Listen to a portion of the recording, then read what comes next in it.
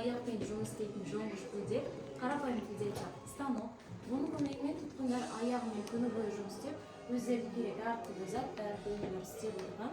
Бұл станок түпнұсқа 1932 жылдан келе жатқан станок, және де бұл әлі күнге дейін жұмыс істейді.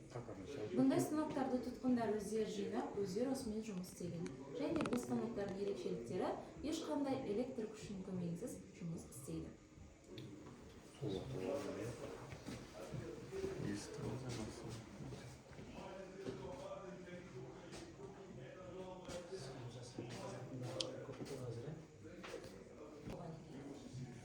Келесі суретте биофизик, Нобель сыйлығының номинанты Александр Леонидович Чижевский.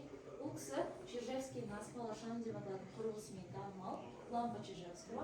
Бұл шамның мақсаты, мысалы үй ішінде ауаны пайдалы бөлшектермен қанықтыру арқылы адамның